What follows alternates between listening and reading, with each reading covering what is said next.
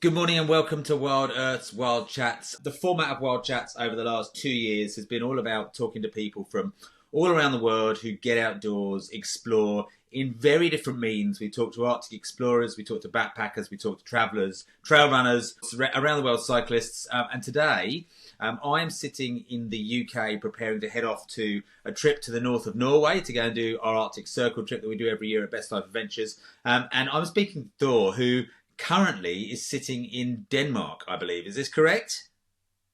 Yes, that is correct. I'm in Copenhagen, Denmark, so we're not that far from each other right Absolutely, yeah, a lot closer than I would be if I was sitting in Currumbin, that's for sure. So we'd like to get people to do their own little intro, their own little bio, because it's a bit purer when it comes from the heart. So give us your sort of 20, 30-second elevator pitch on you and who you are.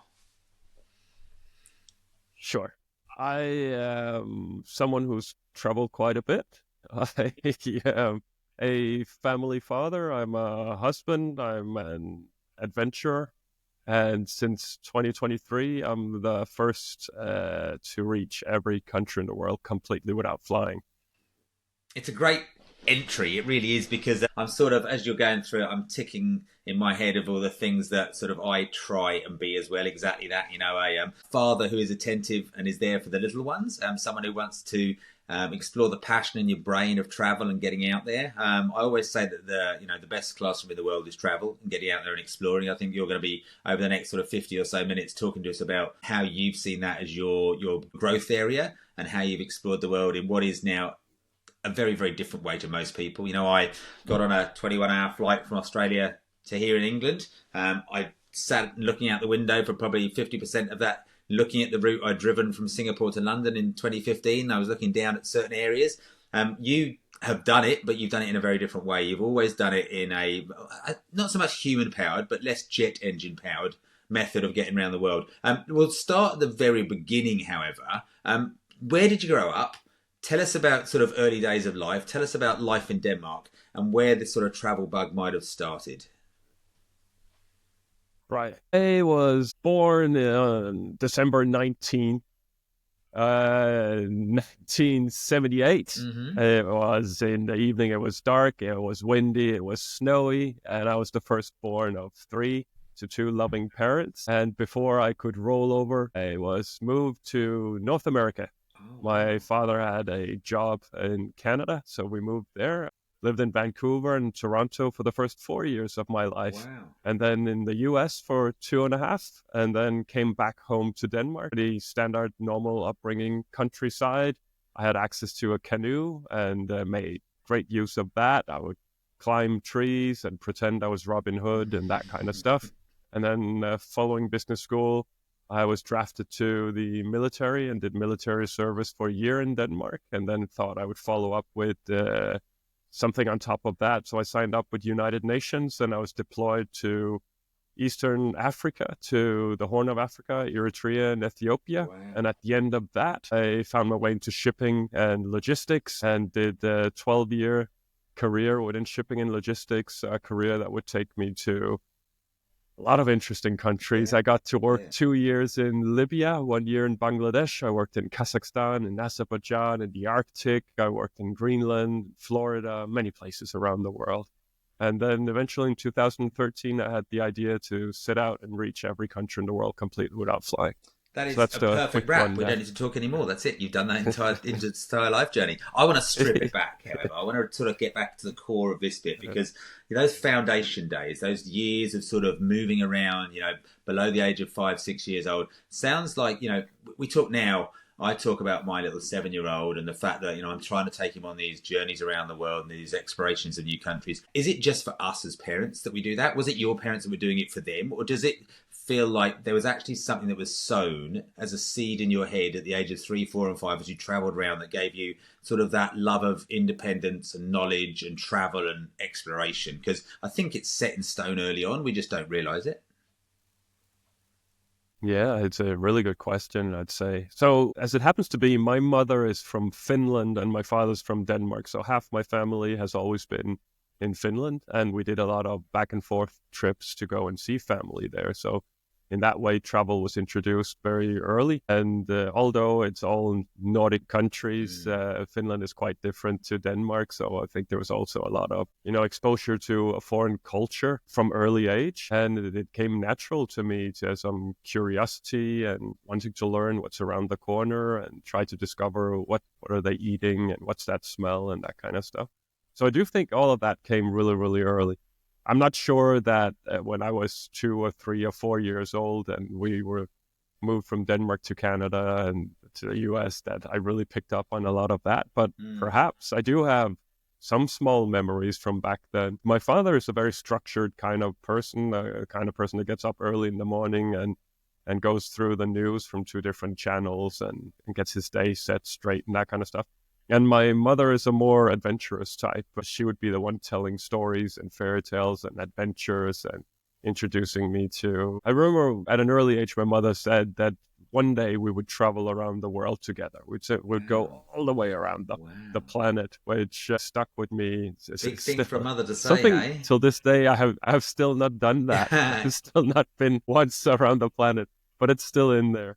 I love the fact that there's almost that sort of contrasting sides of the family, though. You've got the sort of feel as someone, that travels, and you're probably the same. You need that stability of the itinerary planner. You need the logistician. You need the timetable planner. And then you need the dreamer. And you've got to somehow meet in the middle to find, I suppose, the architect between the dreamer and the builder. And you've got to be that central ground. Do you think that you're the culmination of your parents in that sense, where your head is now at? I think you're spot on with that. I mean, if I was all my father, then I would never set out on a decade-long journey to begin with.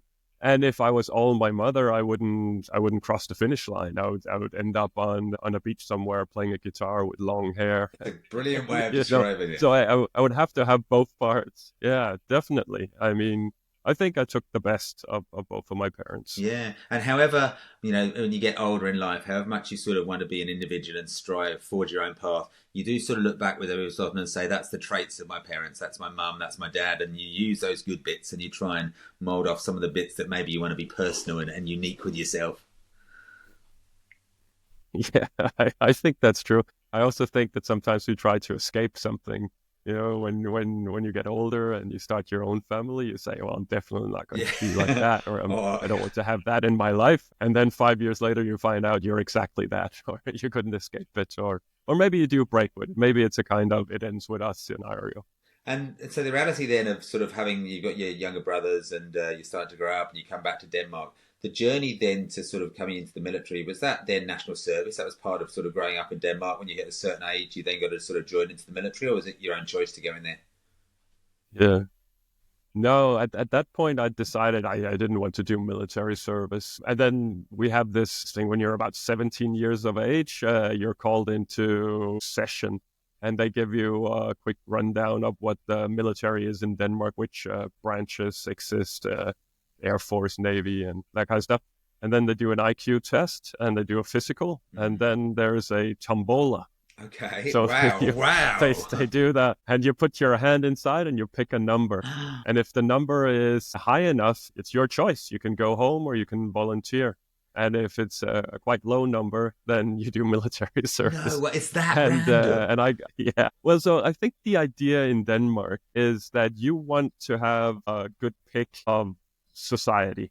So you want to have kids from a good family, from a rough family. You want the son of the baker. You want the son of the someone from the bank, and that kind of thing. Yeah, makes sense. You want people that are all Rambo. You want people that want a gun and want to charge, and you want people who really don't, like pacifists. You just want to mix it all together, and that hopefully get the best army out of that. That's interesting. So what did you pull? What was your number? What did you end up doing? Well, so Denmark's a really small country, and we're about 6 million people. And the year we're talking, this is back in 1998, right? So they told me they needed 14,000 soldiers for that year, on top of what's that in English? The professional soldiers, the full-timers, yes. The soldiers that are on contract, the full-timers, right? So they needed 14,000 on top of that. And they knew from previous years that they would probably get 3,000 to 4,000 volunteers. So really what they were looking for were 10,000. So if you picked a number that was higher than 14,000, then for sure you were free. If the number was between 10 and 14,000, it depended on volunteers, and lower than 10,000, then chances were you were going to serve against your will. And I picked 3,355, so I knew I was going to serve. Well, it was a good time. I ended up doing 3 years in total in the military. So 1 year was conscription, and then I signed and did another 2 years on contract. And that obviously then started to get you, I suppose, moving around the country, or was it worldwide deployments with that sort of thing for the short sort of service pattern like that, service window? Well, I mean, so when you do military service, conscripted in Denmark, then you get free transportation. So you get this transport pass, and you go with the trains and buses and whatnot for free, as long as you serve. And I use that to the max. So again, Denmark being a very small country, but there were parts I hadn't seen. There were cathedrals I hadn't seen. There were natural features that I hadn't seen, and so on. So on my weekends, I would use that travel pass to the fullest and get around and see my own country. Then with United Nations, the idea was to get deployed. So I didn't want to sit out and do United Nations duty in Denmark. And I didn't know where that was going to take me. Was it going to be Syria? Was it going to be Afghanistan? Where were we going? And to begin with, we were training to go to Lebanon for a peacekeeping mission there. Okay. But then suddenly there was this opportunity to go to the Horn of Africa. And this was my first trip to Africa. I would have been 19 or 20 years old, going to Africa for the first time, and I was going with a gun, which is an insane going way there as the peacekeeper with a big smile to visit and a blue beret. No, but I mean, so I went there very young, and I'm almost embarrassed of the version of myself that went to Africa now more than 20 years ago. My interest and my understanding of foreign culture was at such a low level. Mm-hmm. I revisited. So when I went through every country, I had this project which I named Once Upon a Saga, and the aim was every country in the world completely without flying, without returning home in between. And it ended up taking almost 10 years to complete. So when I got back to Eritrea, I looked up where our old army camp was, United Nations camp, and I found some of the old containers and sandbags and this kind of stuff. And I was seeing the country with completely different eyes. This time, having been through more than 100 countries around the world, but also as a much more matured individual. Massive contrast, though, isn't it? Going there, so green and so wet behind the ears still from your first, I suppose, international posting, to then go there after all that experience and knowing then interpersonal communication and the way that you get on with locals and the way you can sort of read people by the eyes and handshakes for welcomes. It only comes from time in country and time travelling around borders. I was lucky enough in 2008, I drove around the outside of Africa, didn't get into Eritrea, but got up through Ethiopia and Sudan and that area. So I sort of know what it's like to have that time meeting people, crossing those borders, doing the admin part, doing the human interaction part. It's such a crucial part of it. But it sounds like that work with the UN was really that sort of breaking of the seal then to want to explore the world further. I think it was. I think in different ways, to be honest. So one was that I felt that I had accomplished something different from a lot of my peers at quite a young age, and it gave me a little bit of confidence, but also opened up an interest to what else is out there. But in a completely different way, the world saw me. I wasn't the same person to my surroundings. After having done that deployment, I was the guy who had been to Africa. So if someone had a flat tire, they would ask me to help fix it because you've been to Africa. You must like it was that kind of mentality. African roads for a lot of people, Yeah. And, people wanted me to tell stories, about landmines or about this and that. That again, not necessarily cultural stuff. There was this action pack, like, did you shoot anyone and that kind of stuff. So I was a different person in the eyes of a lot of other people, which also gave me a push, I guess. And then, I found my way into shipping and logistics and in the private sector. And the idea from the get-go was, I want to be in Singapore or in New York or in Tokyo. Like, I want them to deploy me and I'll have an office job there. And then on my time off, I'll be in the world and I'll go and explore and I'll see and so on. How did that Then pan they sent out? me to Libya and Bangladesh and other places. So, but seeing it from so arriving as a seafarer in a vessel in a foreign port, are you, have you got enough downtime on land to get out and explore, or were you very much you haven't got a passport, you can't come on shore, you're on the boat and that's it? How did it sort of work out? No, I think you misunderstand. So I wasn't a seafarer. I was working in an office that, Oh, I'm okay, sitting at a desk. right, that's I'm different. answering the phone. I'm pushing paperwork and this kind of stuff. Like that's within shipping and logistics. I'm the one coordinating the Gotcha. vessels, or actually not even that. I'm coordinating the cargo that goes And on top where of was the your office for doing vessel. all of this?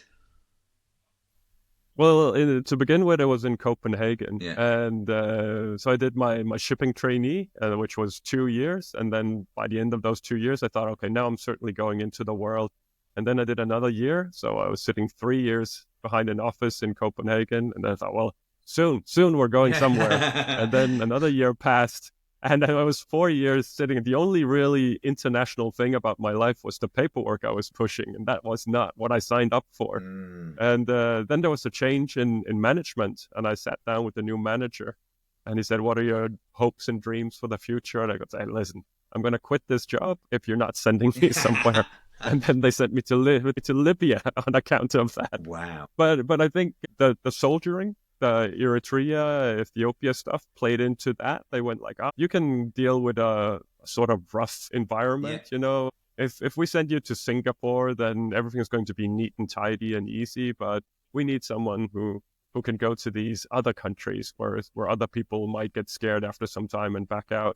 Where were you based And in the Libya Tripoli? project, I had an office and an apartment in Tripoli, which I hardly ever Yeah. used. I was a couple of 100 kilometers further east, somewhere between Misrata and Tripoli, and then a little bit into the Sahara. Okay. We were building a cement factory. And that project, those 2 years in Libya, that was one of those, you look through your life, you say you're born and you're going on this incredible journey until there is no life left and you maybe go somewhere else. Which points on this journey are defining for you? And I'd say to some degree, I mean, business school to some degree and maturing, to some degree, the United Nations Mm-hmm. peacekeeping shaped me, but the Libya project, for sure. I mean, when I was working in Libya, this is when I truly started to take interest Yeah. in the culture and the history of the country and reading books and talking to people and trying to learn a bit more about the religion. It's Islam in Libya, trying to understand what was behind that Yeah. and see the similarities between other religions and just diving deep into it and learning all this Arab stuff, when to be truthful, when to be less truthful, and like these little games that you play and how Wow. to get things done. And I mean, when I left Libya, I was far more confident. I was a completely different person, and Mm. I think that I would never have been able to reach every country in the world without flying if I had not had that job The in experience to do in it. Was Libya. this when Gaddafi was And in power? What yeah, years were you there? yeah, it was about 2005, 2006, so Mm. it was still Gaddafi time. Yeah. Green Book, Yeah, I had the yeah, Green Great Book. Man-Made I River. drove through in 2008, the end of 2008, from the Egyptian Yeah, side through the Tunisian side. I only had about 7 days with the transit visa, but going through places like yeah, Leptis Magna, which is just like blows away my yeah. mind. Anything in the world of Greek historical architecture. It was just this mind blowing Roman city that is there and no one else is there. There's no tourists there. It was just this amazing Yeah. experience. So Libya really was quite a mind blowing experience. I had very little time, but it was also quite significant in my journey through Africa. It's one of those countries where you wonder if it was organized a bit differently, it would Mm. be tourism haven. It'd just be like that. The coastline is you drove across. I Yeah, think it's I think it's about 1,600 kilometers from one side to the other. The Mediterranean coastline. There should be hotels yes. and tourists and The most significant thing I prosperity and remember, lots it of cost money to me go cost me around. $1 to drive from one side to the other because the cost of diesel was 1 cent, one Yeah, US it's cent per nothing. litre. So you could drive literally 1,600 Yeah. kilometres for $1. I mean, electric cars don't stand a chance out there. But True. unfortunately, it's all True. fallen apart a Uh, bit now, isn't it? With the conflict and the fighting between the rebel groups. It's not the same Libya that you were sort of it's getting privy to. No, no, not at all. But it is getting better. I have a friend who just went to Libya, and these days you travel with an armed guard and this kind of stuff. But you can certainly get around and see most places. And he went to Lepnis Magna, and he went to Sabrata, and he went. He had a good time. I think they're slowly pulling together.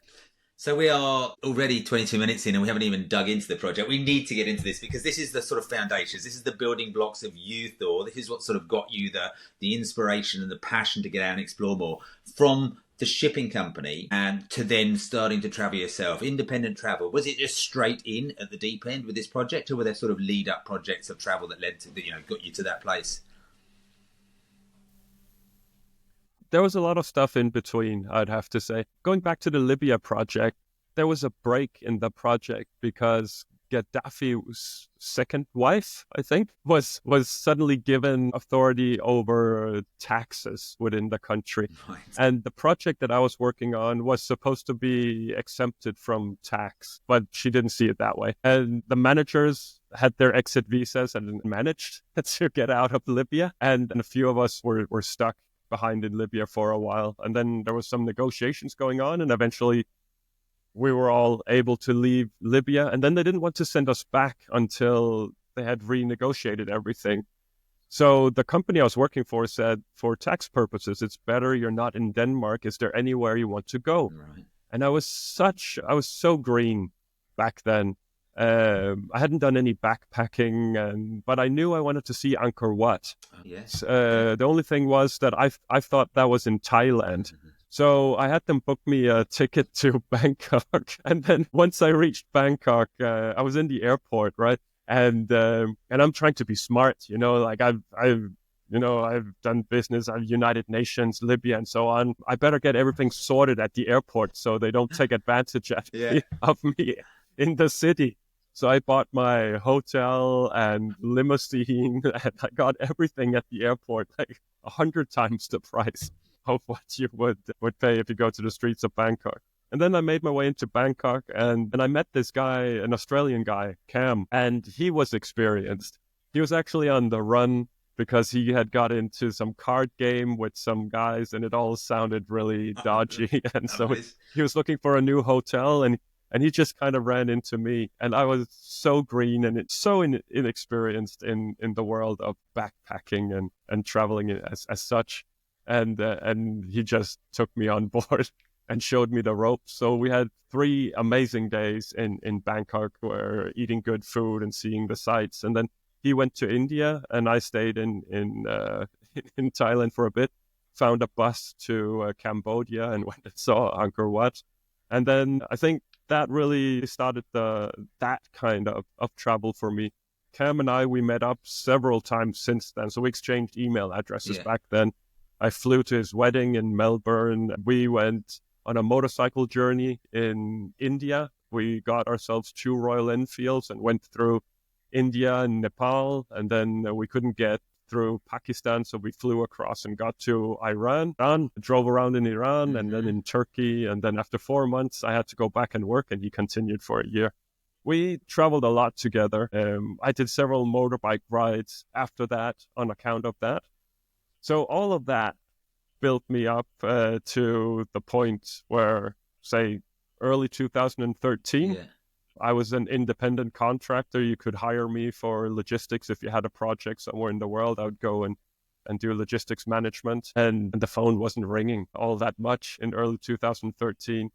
And I was thinking, okay, so maybe I should be more proactive. Maybe I should start looking for where I want to go. And I had a look at United Nations again to see if I could coordinate logistics for them. I had a look at the Red Cross. I had a look at different things.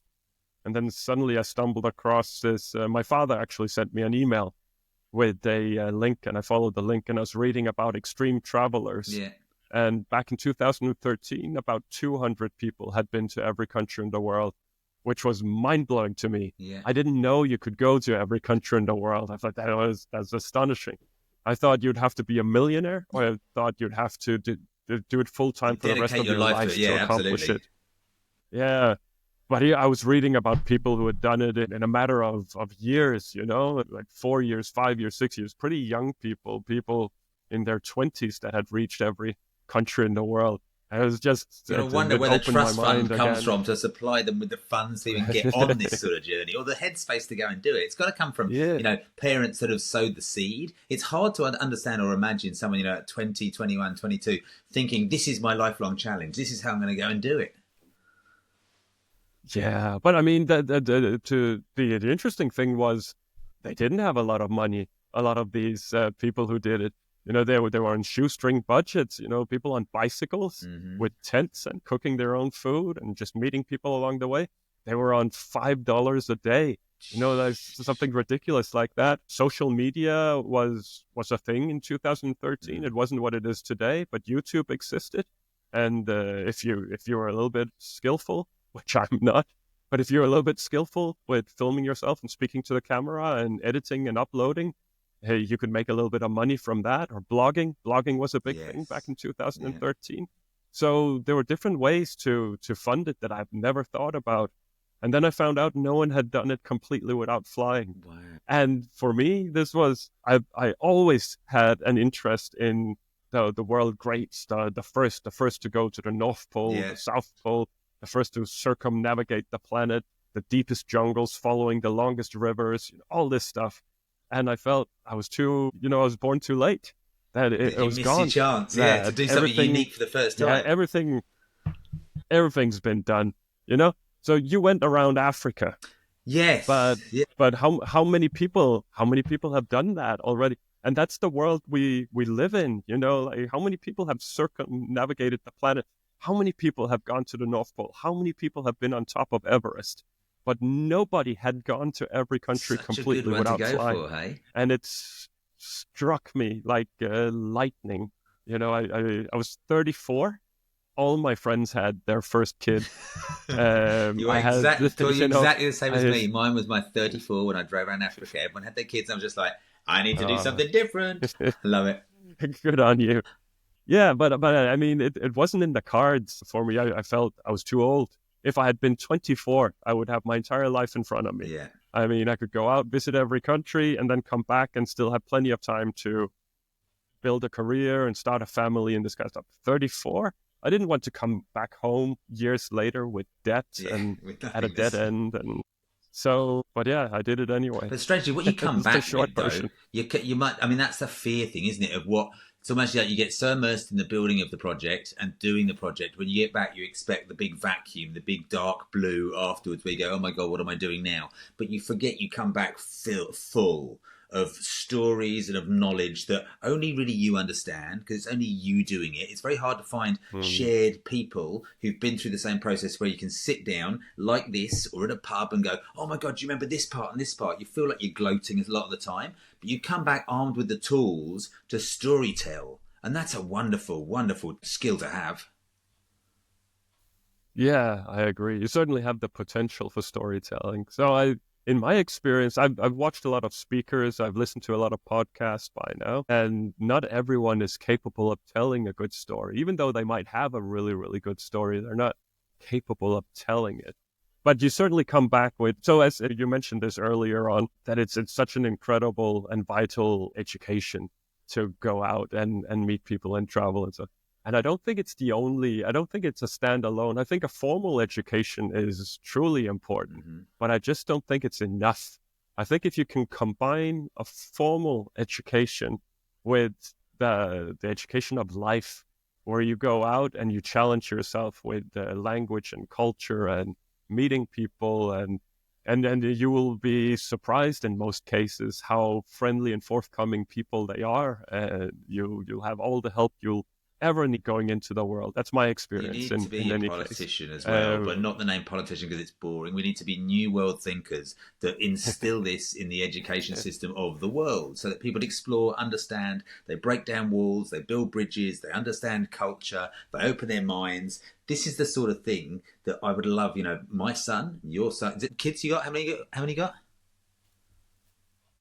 One, she's let's see, it's the third today. She was born on December 1st, I, so it's a very, very I new saw her thing. on the social media. She is going to be fulfilled with the passion to go out and explore. And all you need to do is do the slides and tell the stories and take them in the backpack and get them out there early on. That's my gut feel with it. And Thor, I was thinking one Yeah. of the things. No, Okay, I so my gut feeling is that she's gotta go the other way. She's never gonna leave Denmark. She's just gonna stay in one city for the rest of her life. I think you've done more than enough now just to sort of get that momentum going. One of the things I was thinking, you're talking about, having other people having done that journey around the world to other countries and they'd sort of taken their bikes or they'd flown. The bit that came up in my head as sort of a logistician and itinerary planner was, well, how do you do the hardest parts? Because everyone does the across land part. That's literally just borders and just paperwork or just time. The hard parts are the Mm. interconnecting seaways that go between them. So maybe fast forwarding a bit much, but how do you sort of, we'll go back to the project in a bit from the start and where you went to, but those bits to me seem like the most difficult areas of the journey. Yeah, yeah, I guess they were. I mean, there are some land borders that are hard. As you mentioned, you didn't go to Eritrea, and No. and I can imagine why They you don't didn't like, go not to in my own private vehicle. They Eritrea. don't like each other, those two, do they? Eritrea and I Ethiopia. mean, there are just some borders that are unnecessarily difficult to cross.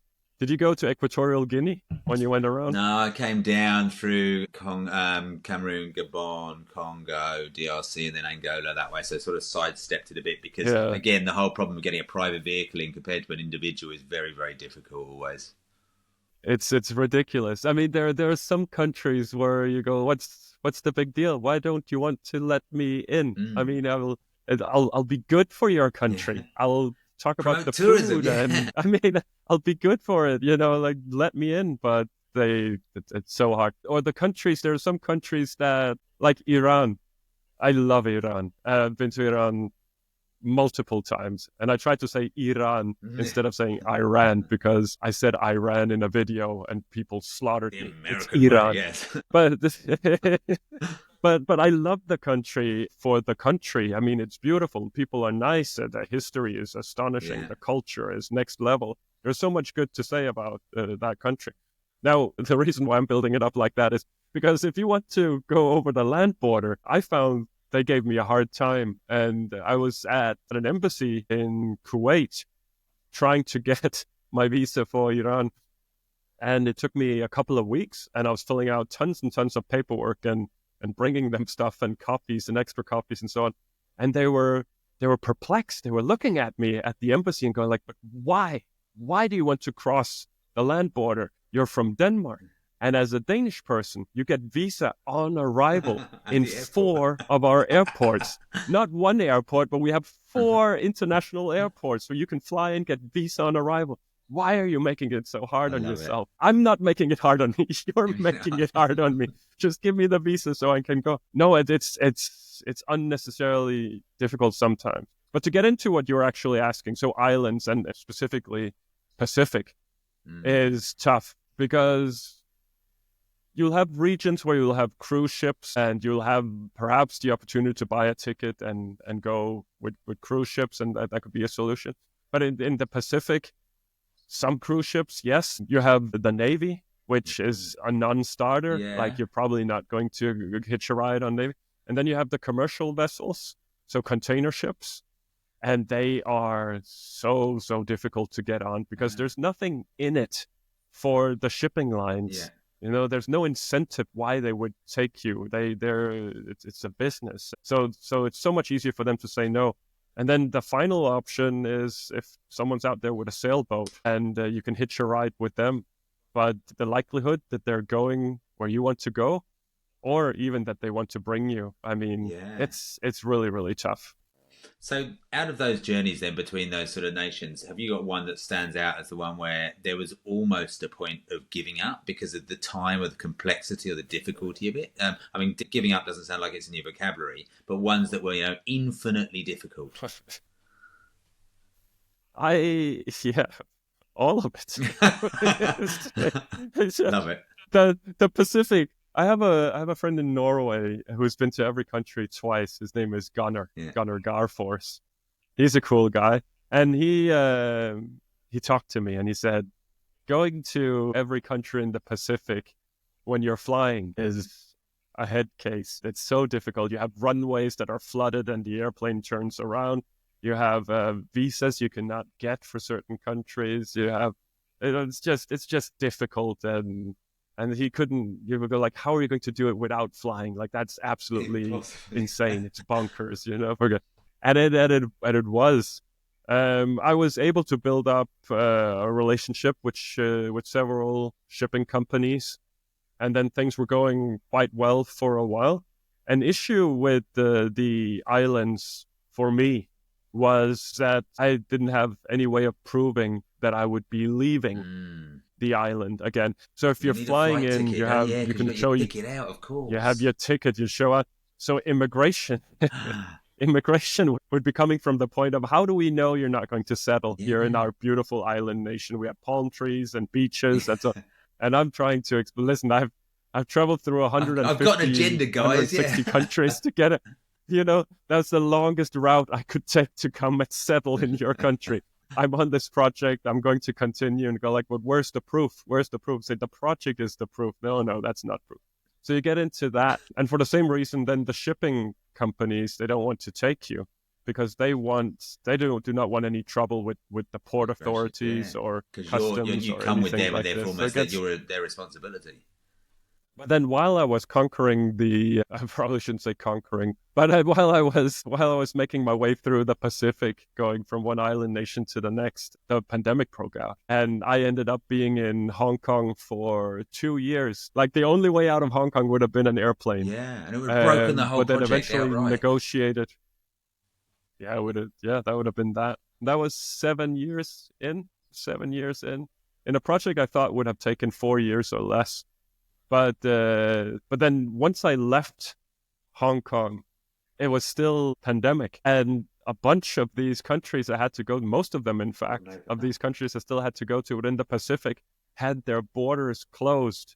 So I had to negotiate with governments, and who negotiates with governments? But I had to negotiate with governments to get inside these countries while there was no tourism, while the borders were closed. And on top of that, I had to negotiate with shipping companies that definitely did not want to take a passenger, because what if they got the virus on board? They could get quarantined somewhere for 2 or 3 weeks, which would cost them millions. Zero, getting case zero on this one, where you were just suddenly becoming the super spreader that was going around the world taking it. My God. Yeah. So when we were talking about difficulties, that was difficult. That was truly, truly, truly difficult. My mind went, when you said you were there in Hong Kong for 2 years, my mind instantly went back to, were you in a relationship at this stage, and how accommodating was your other half to say, I'll just be back in a couple of years because of COVID, to keep the longevity of this record going? How was that even going? Well, she's a special woman in a good way, obviously. We met in 2012. I was working on a project in the Arctic back then, and flew in to Denmark for a wedding, and we were seated across from each other. And then I flew back to the Arctic, and while I was up there, I received a Facebook friend request, as you do sometimes, and it was her. And we just started chatting and kind of became pen pals for a while. And then when I came back to Denmark in 2013, we met up and started dating and had a good thing going. And then I had the idea to go every country completely without flying, and thought it would take 4 years. So we had a conversation. Are we going to embark on a long distance relationship, or are we going to go separate ways, given that all of this is still as fresh? And she said, we're not going to break something that's good. So this is good. We have a good thing going, and we don't know, maybe 1 month down the line, it's not good anymore, and then we can break it. But as long as it's good, let's stay together. And I couldn't argue against that. So we did long distance relationship, and she would come out and visit I'm me. going to And say the fortunately, longest we live distance relationship, not a long distance. It's not a long distance. This is like parts of the globe people don't go to. Yeah, okay, sorry to interrupt. No, that's fine. But you're right. You're right. So we live in a world where you can easily get in touch with people. I mean, there's so many ways. There's internet everywhere and this kind of stuff. You can do web calls and so. Back in 2013, it wasn't as good as it is today. Remember I cyber mean, cafes? there was Those no weird things? 4G, no G. Yeah. Yeah, I do remember. I spent a lot of time at those. But internet got better and better. Technology got better. There were more platforms and so on.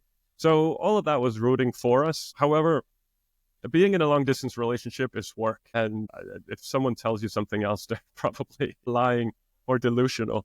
It's work because you have to keep it alive. You have to. It helps. Video helps for sure. You can see if someone had a haircut or if they're having a good day and this kind of stuff. But you cannot see if they switch off the camera and then cry, or you cannot see what happened 2 minutes before they switched the camera on. Yeah. It's hard work, long distance relationship, and it was helpful. She could come out and visit, and she did that quite a lot. And over the course of it, I mean, the project ended up taking 9 years, 9 months, and 16 days. Wow. So close to a decade. Wow. And she came out 27 times, and our relationship pretty near broke 2 years in, but we managed to. This is what we wanted, and we worked hard at it, and it got better.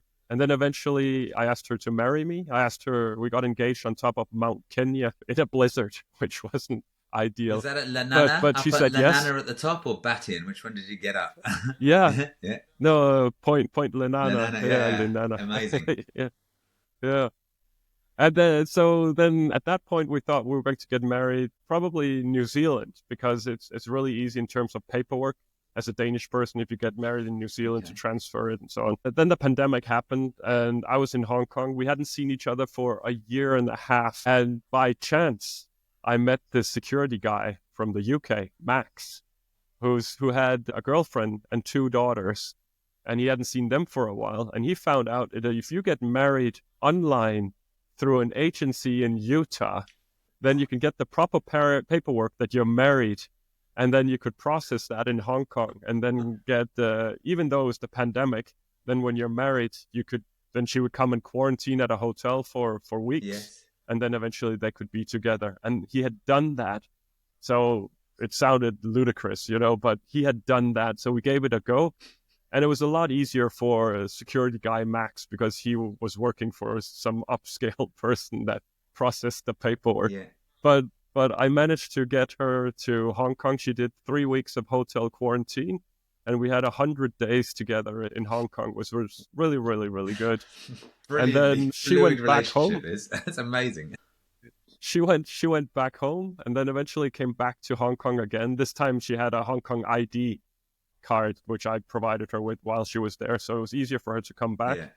And then I saw her in Australia the next time. And then the next time I saw her was in Vanuatu, where by chance we met a German woman who had a resort, and they had wedded a lot of people over the years. And then we got married, because the online thing wasn't valid in Denmark. Right. They were laughing at us in Denmark. So we got married on a beach in Vanuatu.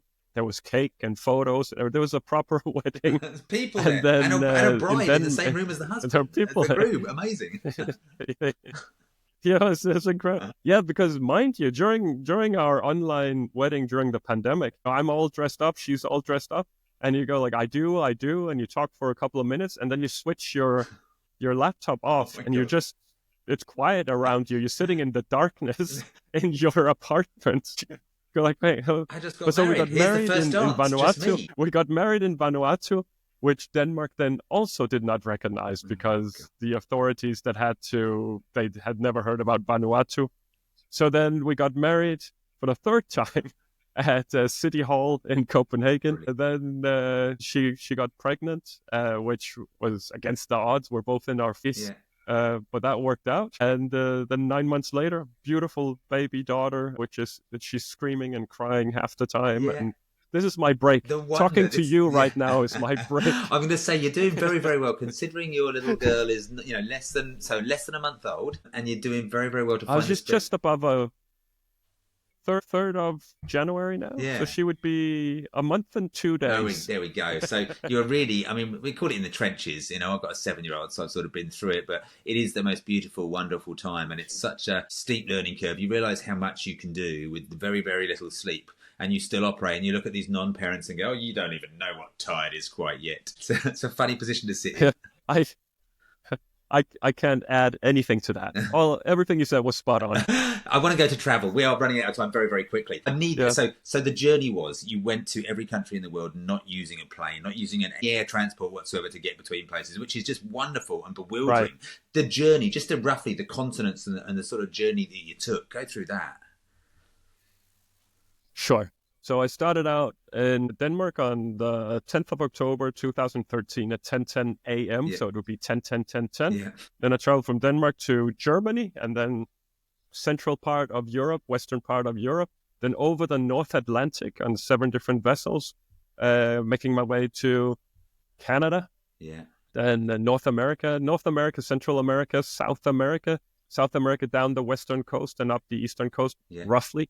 Then into the Caribbean, came through the islands in the Caribbean, and then I was done with the Western Hemisphere, and then made east over the Atlantic once again, back to Europe, and then I could get down to Spain, where I could get on a ferry into Morocco, and then I was in Africa. Yeah. Then I did Western Africa, Central Africa, Southern Africa, Eastern Africa, into the Indian Ocean, back into Eastern Africa, then up to Northern Africa. Yeah. Completed all of Africa. Thought it would take me a year and a couple of weeks. Yeah. It took me 2 years and 3 months. Then back to Europe. Finished the rest of Europe, eastern part of Europe, and then made my way into the Middle East, and then visited all the countries in the Middle East, and then into Central Asia, and across Central Asia into Far East, and then Southeast Asia, and Southeast Asia into South Pacific into North Pacific. Stuck in Hong Kong for a couple of years, back North Pacific, then South Pacific, Australia, New Zealand, more Pacific, and then eventually Sri Lanka, Maldives, and then I made my way home from there. Wow. The pause that is microseconds, that was the 2 years in Hong Kong. What did you do in Hong Kong for 2 years? Did you work? Did you do a lot? Eventually I did. So in the beginning, it was just thinking this is gonna blow over. This is not like we all did. It's just a virus. That, there's the flu, swine flu. This thing. They come and go. Yeah. Then it got more serious. Then I was networking like crazy. I felt like, okay, there has to be a door somewhere that's going to open. I just have to find it. It's not something that I cannot find a solution on my own. I need someone. I need to find that person that can help me. So networking like crazy. And then suddenly it was called a global pandemic and everything shut down. And I knew, there's nothing I can do. And then I started to get some media attention as the guy who was stuck 9 countries from reaching every country in the world without flying. It was that because short. of the pandemic. Wow. Yeah, it's very close. Yeah, so with the media attention, a lot of opportunities. So suddenly online speaking engagements with schools and companies and collaborating with Hong Kong Tourism Board. And then about 11 months in, Hong Kong immigration didn't feel like there was any reason why they should keep extending my visa. There had to be airplanes to Denmark. I'm sure there are airplanes to Denmark. But I ain't going that way. Yeah, that's the point. So they prompted me to get a job. And I did. I started working for the Danish Seamen's Church, which is like a seafarers mission in Hong Kong that services seafarers that come on container ships, right? And they were in a tight spot, the seafarers, because they couldn't leave the ships. So they were deployed, sent out to a ship somewhere, and then they were stuck on the ship. And usually far beyond their contracts, they couldn't leave the ships again. That's huge mental health issues that are going on. They're locked onto a metal box on an ocean. Definitely, suicide went up dramatically. There are lots and lots of awful stories. Imagine dentistry. Right? There's no dentist on board. No. And if you come on board and a couple of months in, you have a toothache, and then 4 months later, it's really, really bad, you have to do something, and there are tools on board. Oh my And God. you have your shipmates, so then someone will yank out that tool for you Oh, with some this is crude. back to being a pirate Yeah, days, no, isn't so it? hard times. But they were very, very happy to have someone like me in Hong Kong, Mm. because Hong Kong was to some extent quite open. You could go shopping and buy all sorts of stuff. So they would send me long lists, whatever they needed on the ship, and I would go and procure it and then bring it Interesting. to them. And after some time, Hong Kong was known as a good port, as a port we could get stuff, Yeah, and the ships would communicate and go, like, once you get to Hong Kong, there's a guy, like and the so on. golden So I did that for a gates. while. I did tons of hiking in Hong Yeah, Kong, trail running. Hong Kong is 75% nature yeah. and only 25% urban setting. And they have mountains. So their highest mountain is more than 4 times higher than the highest geographical feature in Denmark, And which doesn't say a amazing lot. trail running. Like you But, said, they've got the Hong Kong but 100, haven't they? They've got the famous 100K races out there. yeah, I did that one several times. So it's called the MacLehose Trail. Yeah. And I clocked it under 20 hours. Wow. So it's 100 kilometers, and the overall elevation is more than 5,000. So 5 kilometers upwards and down. Wow. Even. Wow. Well, when you're So bored, why not? There's yeah, nothing else to do. mental. Well, I think not just bored. I think for me that was a distraction, Yeah. because I was mentally tormented. I didn't know when I was going to be able to continue. I didn't know when I was going to be able to make my way back home. I didn't know anything. And not being in control, I had to do something. So I took on a lot of smaller projects where I felt I had a degree of control. Yes. And that Yeah. trail running was certainly a part of that. When you set off, obviously you were, in a way, a backpacker. You went off with your gear. Is that how you sort of set it up? Is you knew what you needed? You were going to document your journey. Did you have a small laptop, or you had a backpack? How was your sort of your setup as a human to travel on a non-aircraft journey? Yeah, so I had a duffel bag with one big room where I had like clothes and books and electrical wires for everything I needed to recharge. I had a hammock. I had a mosquito net for the hammock. I had a sleeping bag, running shoes, this kind of stuff. And then a small backpack, which I could have between my legs in a bus or a train, Yeah. where I would have vital stuff. And that would sort of be it. So I tried to pack so I would have clothing that would be good for hot, for cold, for wet, for dry. Mostly it was warm and hot. Yeah. That's most of our planet in my experience. Yeah, and then set out with that. So you went off on this journey. You got yourself to Hong Kong. The 9 countries that you had left to come back. What was that final sort of journey back in from Hong Kong? Because simplicity would say you slip over the border into China and you do that way. What was your journey back? Well, that would be simplicity. That's true. The border between mainland China and Hong Kong was shut. And I was in Hong Kong for 2 years. Once I left Hong Kong, that border remained shut for another year. That border was shut for 3 years. My God. So there was no going into Yeah. China. That was off the table. Yeah, no, I mean, the remaining countries there was Palau, there was Australia, New Zealand, then I had to return to Fiji, then I had to go to Tonga and Samoa and Tuvalu, Vanuatu, Sri Lanka, Maldives, and then I made my way back home over land and sea as well. The final journey was on board a Maersk vessel, a Maersk container Yeah. ship called Milan Maersk, with an amazing crew, and took 33 days, a connection from Malaysia to Denmark. Who would have So you thought didn't there was a decide when you got to connection Sri from Lanka, I was Malaysia like, to this is the Denmark? last one, there's the tick. Right, get me that flight. I need to get out of here. They were still true to the cause and got home.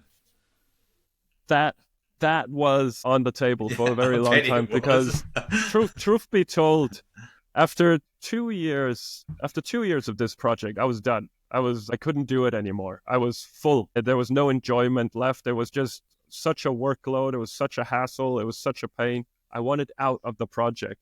And then I figured, light would be just around the corner, and I kept fighting for it. And then, eventually 3 years and 4 years and 5. At the time when the pandemic struck, I was so over. Like there was hardly any heart left. Yeah. But I was trying to do the project for a number of reasons. Yes. I was out there as a goodwill ambassador of the Danish Red Cross, trying to promote humanitarian work.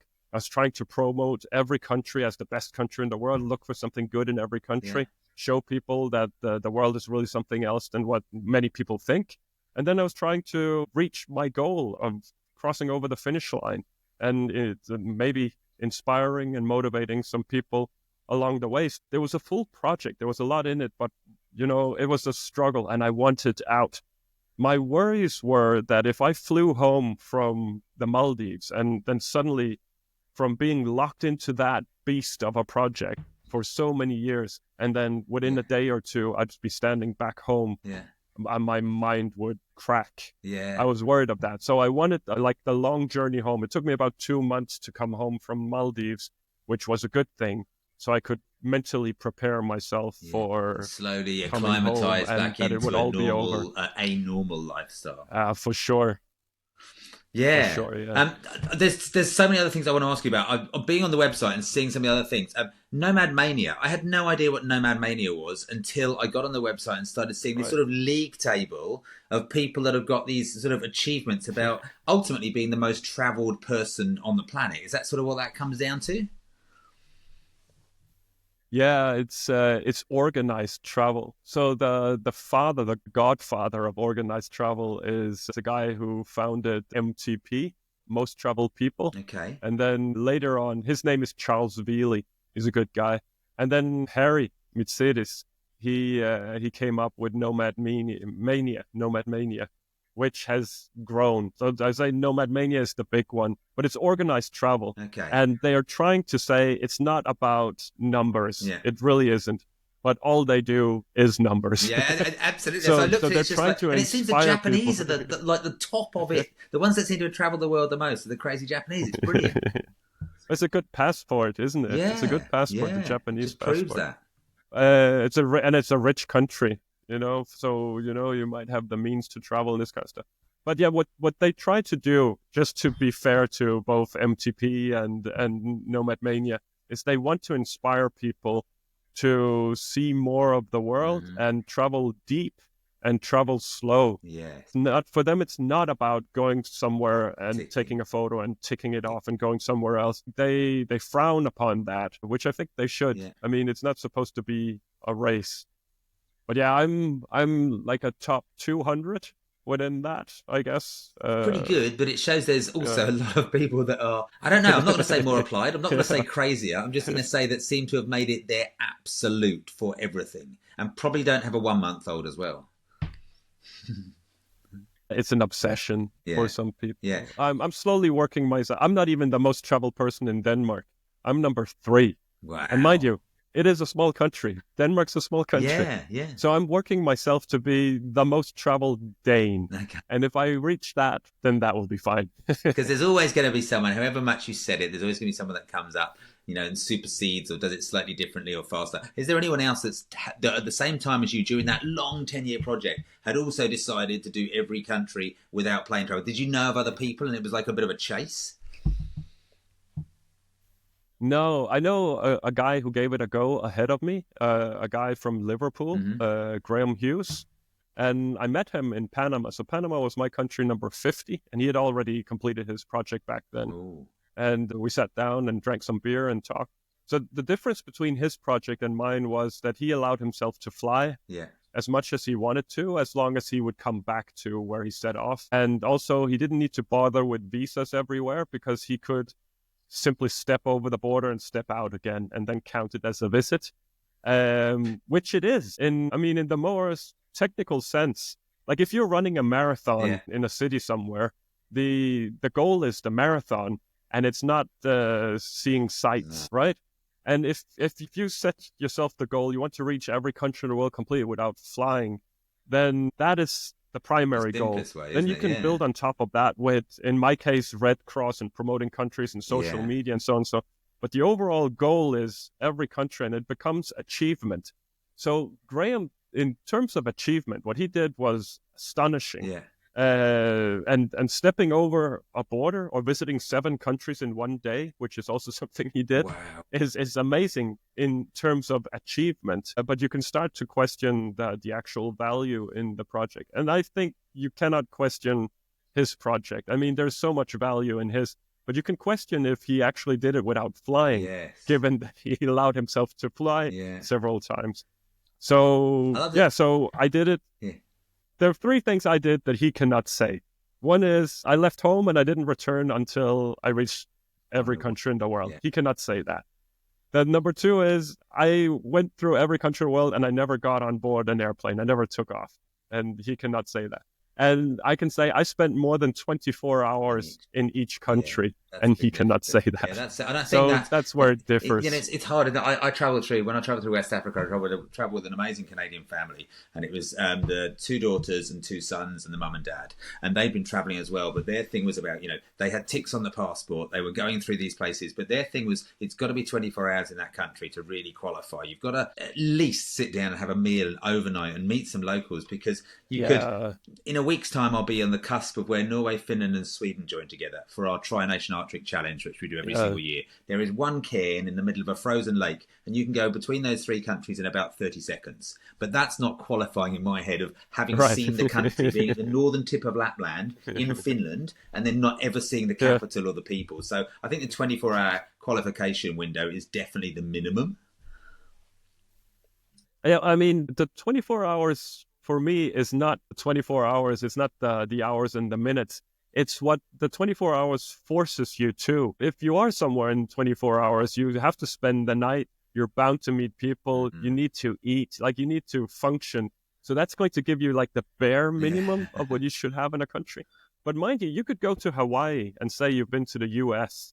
I suppose so. It's not untrue. Yeah. Or you could go to Alaska. You could go to Alaska and say you've been to the US, and imagine how much you're missing out. That is so true. Yeah, it's a nice way to summarize it, actually, and bring it all together. Now, on this new series, what we're going to try and do is we're going to ask one question at the end of each of the episodes to our guests. Thor, the question is going to be the one item that you cannot do without for your travels. Not everyday life now. I'm not talking about a spoon to feed a 1-month-old. I'm talking about what was your most important item that you usually would carry with you on your journeys. Well, the passport, obviously. I wouldn't have gone anywhere without the passport. So passport aside, I would say a pen. Mm-hmm. I think the pen for me was surprisingly useful. When you go to as many countries, you're filling out a lot of forms, and something that always, people always, who has a pen, who has a pen, who has a pen. So make sure you have your own pen, that it works. Then if you're meeting people, if you're traveling the Arab world and you do not speak Arab and you do not read or write Arab, people are super friendly. You give them the pen and a piece of paper and they will write the address down, and you show it to the taxi driver and he reads it and he takes you there. So you need the pen. Or if you're in Russia and you don't speak Russian and they do not speak English, you can draw a train, or you can draw, you can draw what it is you need, and people will point you in the right direction. Or if there's something you don't want to touch, you can sort of lift it up with the pen a little bit, or push it with the pen. As your tweezers almost. Or if you're walking down a dodgy road and you're feeling a little bit unsafe, then grab that pen, and then that's something extra. You can sort of stab a little bit with it. You could be a part of defense as well. There's a phrase, which the I pen never is needed mightier than the sword, and I think you're probably summarizing that very, very well. It's interesting. I listened to a speaker at a conference about 6 weeks ago, and he was talking about the re-emergence of symbolism in communication. We all write, and everybody had beautiful calligraphy 100 years ago, and now it's short form, and then it's text message, and now it's symbols, and it's almost going back to hieroglyphics, where the Egyptians used that as their means of communication. And that's what's the natural, universal means of, drawing a train. A train is a train is a train, is a tree, is a bird. So you've sort of gone back, and you're the early emoji adopter, I think. Well, you remind me that I've met several people that have a card with, let's say, 12 or 16 or 20 different, there will be a picture of a gas tank, there will be a picture of a meal, there will be a picture. So when they're not able to communicate with words, they'll bring that out and they'll point, and that you can combine very cleverly. Absolutely. That you need different I had things. exactly one of those for driving around Africa, and my son has now got that, and it's 10 switch cards, and you can go through what my medical problem is, what side of the road, the colour of the traffic light, what they look like. It's back to very, very basic communication. So the world isn't such a big place, is it? Oh, it is. But that's the great misunderstanding of many people. The world is a very, very big place, but it is well connected. Yeah. And you're never going to have me say it's a small world. I hate when people say that. If it was a small world, I would have been home long time ago. Yeah, absolutely. You'd have 3 kids by now. So there you go. Listen, the clock has turned over at nearly 1 hour, 10 minutes. It's been fascinating, the entirety of it. Where's your next country you're going to visit, Thor? Back to Norway. I'm now a member of the Adventurers Club in Denmark, and we have a trip planned for Norway by the end of January. Then the next trip after that would be Antarctic. Beautiful. So I'm going in mid-February, and then United States in March. So that's Norway. When does your passport and fill Antarctica, up? US. Because I imagine it doesn't expire; it just fills up. Yeah. Well, you can always get yourself a new passport. I did that this week in England. I thought it was easier to apply for an English passport from within England than back in Australia. So I've just done mine this week. So listen, how do we follow your travels? What's the best method and the best platforms to watch what your travels are doing? I try to stay relatively active on Instagram and Facebook primarily, a little bit on X as well. Yeah. But I mean, you can find me. Everything is under Once Upon a Saga, or you look up Thor Pedersen, every country in the world. You look that up on the internet. I'm sure you'll find some way of connecting with me. And I'm going to make an assumption now that at the end of this interview, underneath there'll be some show notes, and at some point down there you'll be able to find all the links to all of your social media platforms. So get on there, people. Get out there, explore the world, learn from your travels, because like we said, the world might be a massive place, but people are very, very connected. And that's the beauty of travel, is it really sort of makes this world a much smaller place. Thor, thank you for your time. It's back to baby time now. So thank you very much for taking time out, and to your very considerate partner for letting you stay in Hong Kong for 2 years and to have an hour with us. Thank you very much for your time. Thank you for giving me a break. Love you loads, man. Cheers. Bye-bye. Cheers.